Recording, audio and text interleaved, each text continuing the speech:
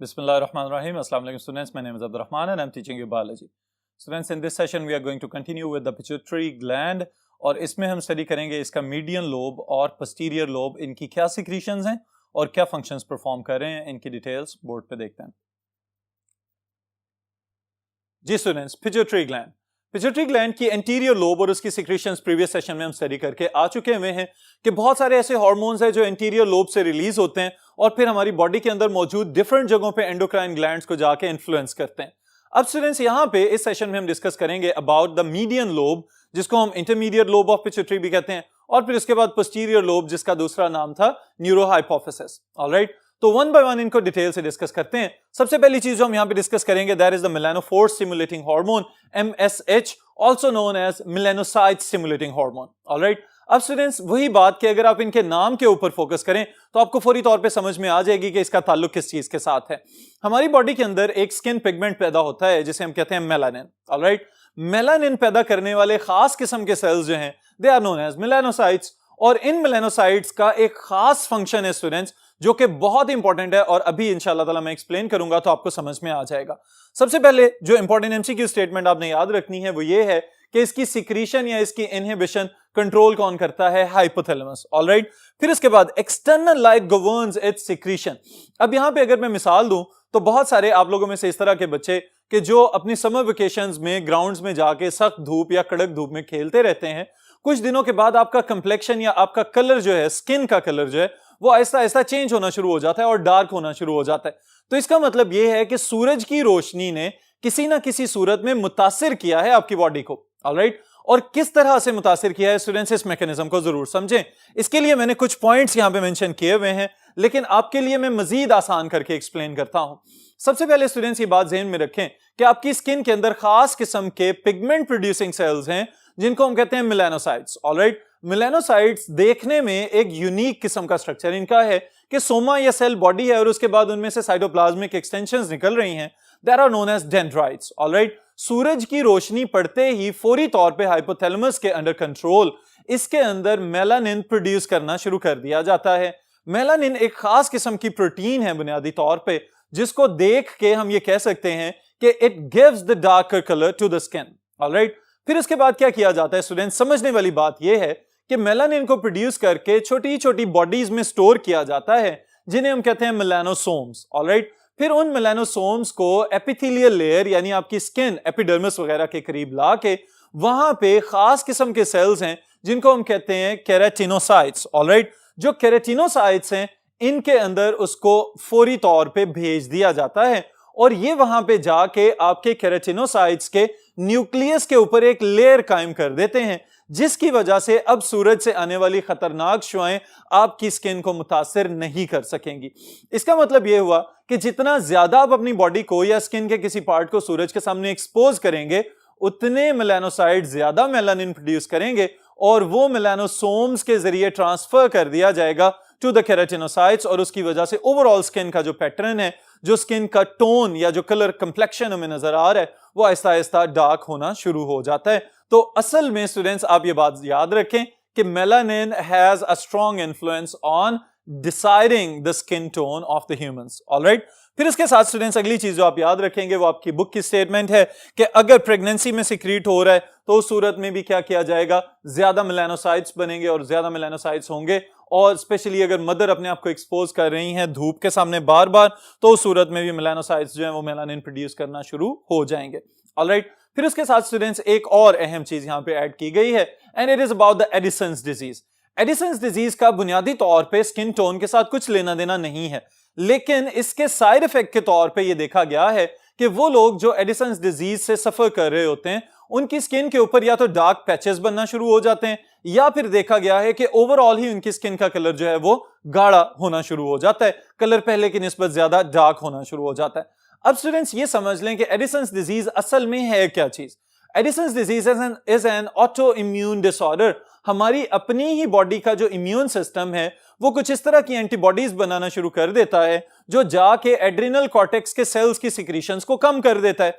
Adrenal cortex की secretions में से एक इंपॉर्टेंट सिक्रीशन है जिसको हम कहते हैं stress hormone, also known as the cortisol. Alright, जब इनकी सिक्रीशंस कम होना शुरू होती हैं तो उस सूरत में ये देखा गया है कि इन पेशेंट्स के अंदर MSH की सिक्रीशन बढ़ जाती है, जिसके इन्फ्लुएंस के तहत फिर मेलानिन की पैदावार बढ़ेगी, कुछ हिस्सों तक रहे तो डार्क पैचेस नजर आते हैं, और अगर यूनिफॉर्मली ओवरऑल मेलानिन की प्रोडक्शन बढ़ जाए तो उस सूरत में फिर पूरी स्किन का कलर जो है वो डार्क होना शुरू हो जाएगा। तो इस वजह से अगर हम इसको और टेक्निकली या जनरल सेंस में समझना चाहें तो हम ये कहेंगे कि जितना ज्यादा धूप से बचा जाएगा उतनी इसकी स्टिमुलेशन को रिड्यूस किया जा सकता है। लेकिन स्टूडेंट्स ये बात भी याद रखें कि धूप की अपनी एक सिग्निफिकेंस है, जिसकी वजह से हमारी स्किन विटामिन डी भी बना के दे रही है।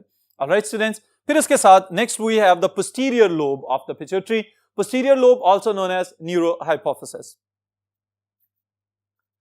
जी students, posterior lobe of pituitary, अब उसके नाम से आप ये जान लें कि बुनियादी तौर पे ये पिट्यूटरी का पिछला हिस्सा कहलाएगा, यानी कि आपके सर के पिछले हिस्से की जानिब जो हिस्सा है उसका नाम हमने पोस्टीरियर पिट्यूटरी रख दिया। अब पोस्टीरियर पिट्यूटरी की अपनी दो इंपॉर्टेंट सिक्रीशन स्टूडेंट्स यहां पे हम डिस्कस करेंगे।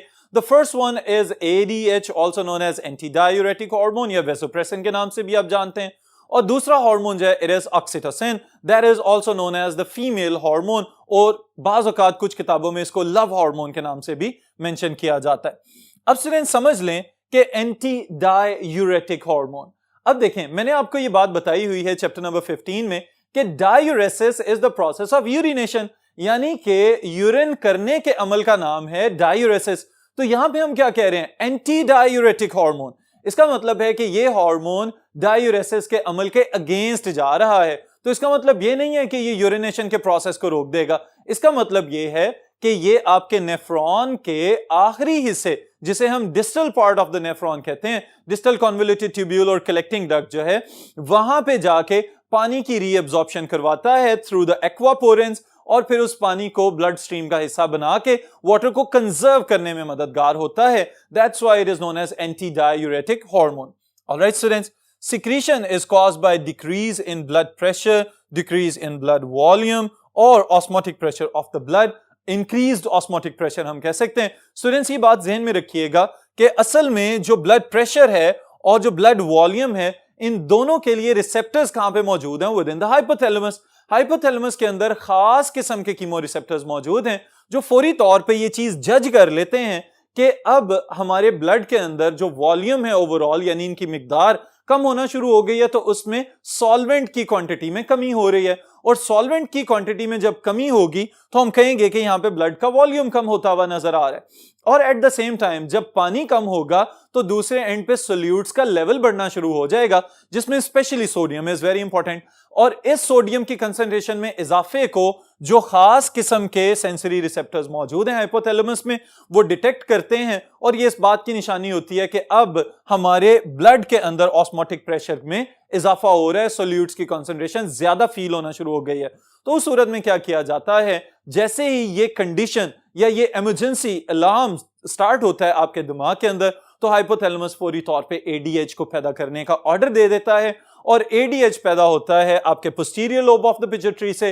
Posterior lobe of the pituitary से रिलीज होने के बाद जा कहां पे रहा है, आपके किडनीज के अंदर, और किडनीज के अंदर फर्दर आपको याद हो तो the functional units they are the nephrons. Nephrons की मॉर्फोलॉजी के लिहाज से स्टूडेंट्स ये बात याद रखें कि इसके अंदर जो प्रॉक्सिमल कन्वोल्यूटेड पार्ट है वहां पे 90% of the water is already reabsorbed, alright, और प्रॉक्सिमल पार्ट में हम प्रॉक्सिमल कन्वोल्यूटेड ट्यूब और डिसेंडिंग लूप को शामिल कर रहे हैं, और उसके बाद फिर बाकी का जो 10% है वो आगे जाके डिस्टल कन्वोल्यूटेड पार्ट के अंदर और कलेक्टिंग डक्ट में से रीएब्सॉर्ब किया जाएगा। उस रीएब्सॉर्प्शन में बहुत ही अहम किरदार है एंटी डायूरेटिक हार्मोन का, और ये वहां पे जाके क्या करेगा, फौरी तौर पे वाटर को कंजर्व करना शुरू करेगा रीएब्सॉर्प्शन में इजाफा करते हुए।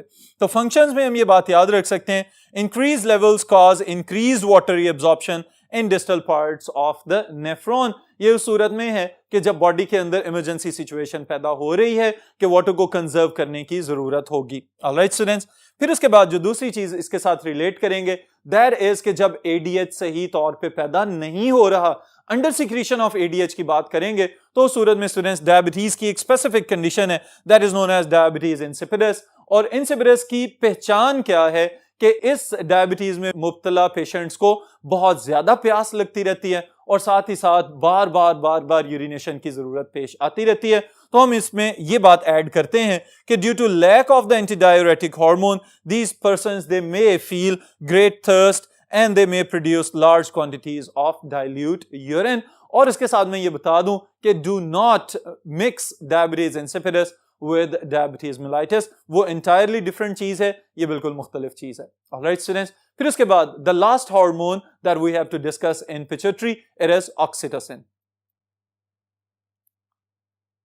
जी स्टूडेंट्स, ऑक्सीटोसिन बुनियादी तौर पे इसका नाम सुनते ही हमारे जहन में ये ख्याल आता है कि it is a hormone that is specific in the females. Alright, तो फीमेल्स के अंदर क्या क्या एक्टिविटीज ये परफॉर्म करता है, उनमें से सिर्फ एक दो चीदा बातें हम स्टूडेंट्स यहां पे करेंगे, और वो क्या है, it is stimulated by distension of the cervix. अब ये बात काबिल गौर है कि प्रेगनेंसी जैसे ही मेंटेन होती है किसी भी ह्यूमन फीमेल के अंदर या दूसरी मेमिलियन फीमेल्स के अंदर, तो वहां पे जो यूट्रस का लास्ट पार्ट है उसको हम कहते हैं सर्विक्स। वहां पे एक सर्विकल प्लग बना दिया जाता है ताकि वो जो फीटस है उसकी डेवलपमेंट मुकम्मल कर दी जाए।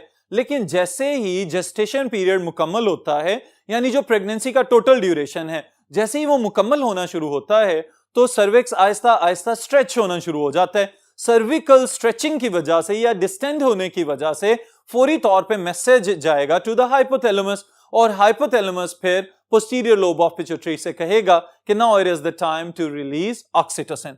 ऑलराइट स्टूडेंट्स, दूसरी तरफ decrease in progesterone level in the blood, और ये भी किस चीज की अलामत है, डिलीवरी के टाइम की अलामत है कि now it is the time to give birth to the young ones. Alright, फिर इसके साथ ही साथ students neural stimuli during parturition. Parturition क्या है, वो time of delivery when the baby is being pushed out of the body of the mother, उसको हम कहेंगे पार्चुरेशन।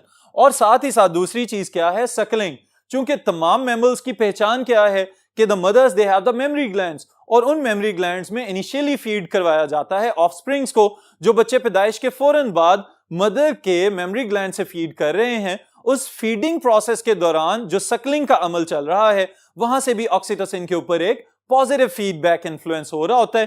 तो ये बात भी ज़हन में रखिएगा कि बहुत ही जो कम किस्म के पॉजिटिव फीडबैक्स हमारी बॉडी के अंदर चल रहे हैं, उनमें से एक मैकेनिज्म ये भी है कि the Suckling causes more release of the oxytocin, और फिर ऑक्सीटोसिन जो है वो ज्यादा इजेक्शन ऑफ मिल्क को मोटिवेट या स्टिमुलेट कर रहा होता है। ऑलराइट स्टूडेंट्स, जो मेन फंक्शंस आप याद रखेंगे वो क्या है, it has its influence on the smooth muscles, और स्पेशली यहां पे हम डिस्कस करेंगे smooth muscles of the uterus, specially during the labour pains या लेबर वेव्स जिसको हम कहते हैं।